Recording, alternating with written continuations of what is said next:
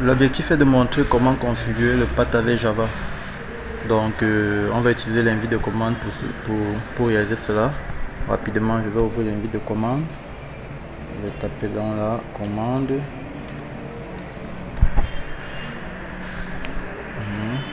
C'est ça. J'ouvre l'invite de commande. Je vérifie d'abord si le path est configuré ou pas. Je vais taper dans Java d'abord.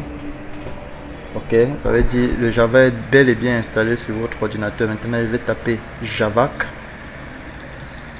Javac, en réalité, c'est le compilateur Java.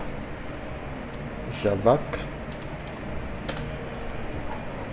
Ok, on constate ensemble que la commande n'est pas reconnue. Ça veut dire que le compilateur n'est pas encore prêt. Ce qu'il faut faire, donc, il faut donc configurer le chemin d'accès au compilateur Java. Pour réaliser cela, c'est c'est vraiment très facile. Ce qu'il faut faire, il faut déjà connaître où est-ce que Java est installé sur son ordinateur. Pour cela, on va aller au poste de travail. On va aller dans le disque local. On va aller dans programme, pas dans programme file, mais dans programme. Et directement, on a le dossier Java. C'est ici que le Java est installé. Chez moi, j'ai le JDK et JRE. Le JRE, c'est Java Runtime Environment. JDK, Java Development Kit. Donc, c'est généralement ici qu'on a tous les kits de développement qui vont nous servir à développer en Java. Bon, ce qu'on fait maintenant, on a retrouvé le répertoire où le Java réside. Ce qu'il faut faire, il faut aller maintenant ici au poste de travail sur ordinateur, un clic droit, propriété. Après propriété, il faut aller dans paramètres avancés. Paramètres avancés, il faut aller dans variable d'environnement. Dans variable d'environnement, on va créer une nouvelle variable d'environnement ici. Nouvelle. On va appeler ça Java Home. Java Home. Et maintenant, on va aller copier le répertoire où se trouve Java et venir coller là.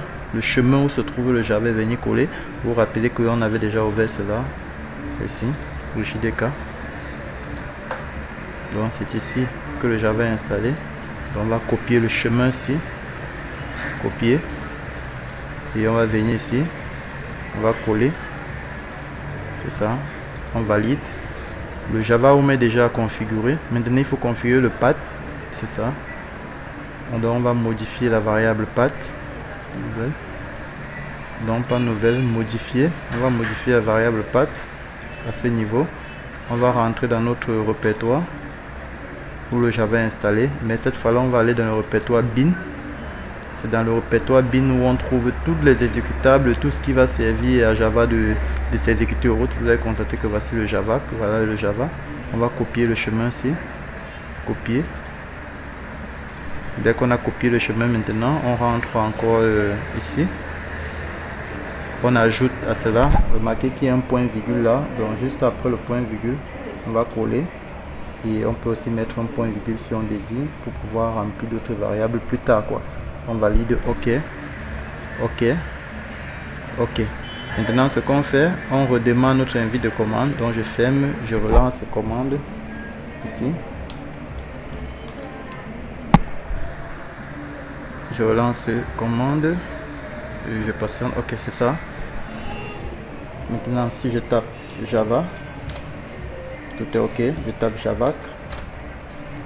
Vous allez constater tout à l'heure, ça avait mis que ça ne retrouvait pas si cela. Mais maintenant, lorsque je tape Java, ça veut dire là, on a notre environnement est bel et bien configuré. On peut déjà exécuter notre code de Java. Bon, je vais ouvrir mon IDE. Je ferme, je referme tout. J'ouvre mon IDE. Bon, c'était déjà ouvert.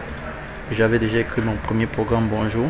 Maintenant là, je peux l'exécuter tranquillement. Et c'est ça. Bonjour et bienvenue. C'est un peu ça. Bon, le rôle même de la configuration qu'on effectuait tout à l'heure est de permettre d'accéder au code Java à tous les niveaux dans son ordinateur. Je prends un exemple. Voici. Bon, ok, ça va. On fera cela une